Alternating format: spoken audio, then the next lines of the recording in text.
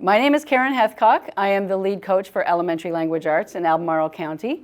As a county, we are excited to be going through an adoption process for a brand new literacy program to be used kindergarten through 5th grade in every one of our elementary schools next year.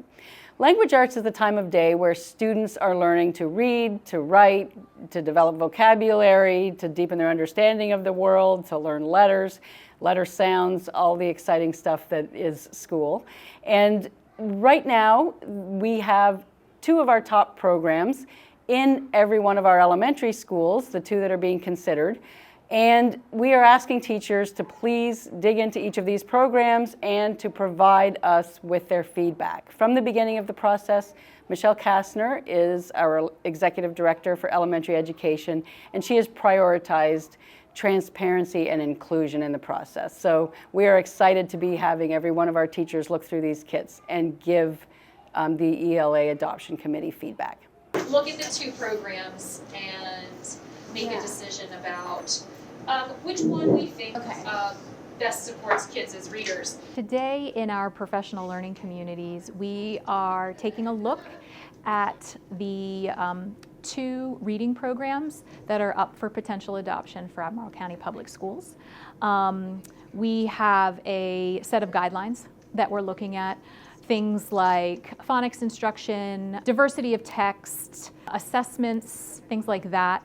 And we're looking at a program called HMH and a program called Benchmark, and the teachers are comparing the components of both programs and talking about what they like, what they wish they'd see in the programs, and how it would help with reading success in their classrooms. In Benchmark, I really appreciate that in the back of the book, there's a lot of talk about equity for all of the lessons that they do and ways to make it more accessible and equitable for students.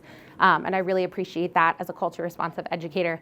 And then HMH, I really appreciate the imagery that's involved. I think sometimes as teachers, it takes a long time to sift through all of the information, and having it be a little more accessible with images and like quick references allows us to kind of like get the information we need a little bit more efficiently, which allows us to then spend more time on how to thoughtfully present that information. We looked at 7 programs first, and we got down to 2, and now these 2 programs are in all schools. Within the next month or 2, a decision will be made by the school board.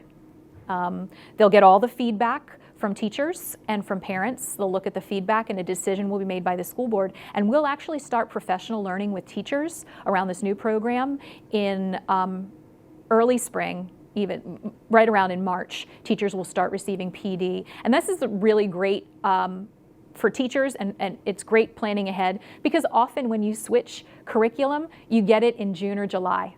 But we're going to have it in teachers' hands in the spring, so that spring PD can be around our new comprehensive English language arts program. Making a selection for a comprehensive program for a K-5 English language arts curriculum is really important, because we want to have a unified approach in teaching reading and writing to all students in Albemarle County Public Schools. And in the past, we may have picked different programs or different books and things like that that we put in place in schools based on what we liked as teachers or as a school. And that always didn't provide an equitable experience for all students across the county. So now when we go after one program with all the necessary components, we will ensure a quality experience for all of our students, no matter if you're in Stony Point or Scottsville. I really think that there are 2 reasons that this is such a unique process that we're going through. One, as a parent myself, I love that this is almost community building, that parents get to share their perspective, teachers get to share their perspective, and we're able to kind of join together in this process. And then truthfully, the second reason is it's just a really transparent, open way to share information. These are the programs that we're looking at. This is what could be happening in your child's classroom. And it kind of allows us all to answer questions that sometimes maybe feel inaccessible to families, like, oh, what actually are they learning and reading? And so I think by having this be such an open process with educators and families, it kind of wraps both of those up really nicely. Starting in last month and going into this month, all schools have the 2 programs on display and have sent home a family letter encouraging families to come in and to take a look at the programs and provide feedback. If you would like to see these kits for yourself and you have a student at one of our schools, please reach out to the school and come by, visit the school and see the kits for yourself and provide feedback, please. Community members, we have the same thing available for you at Center 1 to come see.